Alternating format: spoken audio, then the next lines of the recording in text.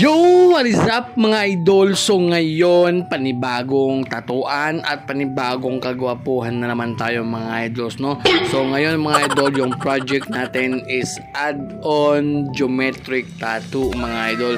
So may old tattoo si client, tapos padagdagan na daw para maging half sleeve wrap around, no? So yun yung magiging project natin ngayon. So you know, kung makikita nyo, may old tattoo siya, tapos dagdagan na lang natin para ma-half sleeve siya, no? Diba?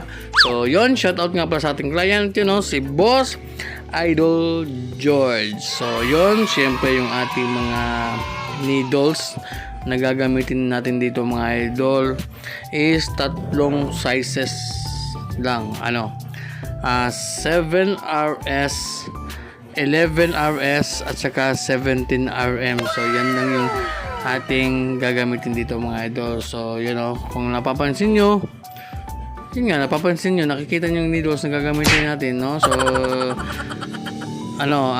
shout out pa din sa ating sponsor, Big Waps Cartridges. So yun, tapos yung voltage natin dito mga idol is naglalaro lang sa sa 6.0 hanggang 6.5 mga idol. So kung titingnan niyo diyan mga idol, napakadali lang gawin, no? Kasi linya lang siya, pero napakahirap niyan mga idol.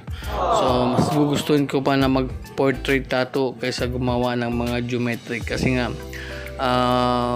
nahihirapan talaga ako sa linyahan, no? So kaya wag na kayong magtaka mga idol kung medyo pricey talaga yung yung geometric, kasi hindi talaga basta-basta.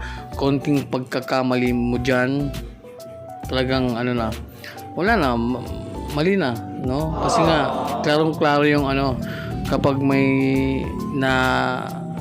nagkamali ka diyan, kasi nga puros linya, 'di ba? So kaya yun, natapos na tayo dito, no? Daming natin. Yun pala si Boss Idol George. Kaya kung papatato kayo, wag yung geometry kasi napakamahal niyan, no? So ito na yung aming final result mga idol. So after ng 6 hours mga idol, no? O kung titingnan niyo, madali lang tingnan, pero umabot tayo ng 6 hours dyan, no? 6 na oras na tatuang mga idol. So yan, naging naging half sleeve wrap around na talaga yung niya mga idol, yung kanyang tattoo. So yun, shoutout Idol George at Viva Pete Senior.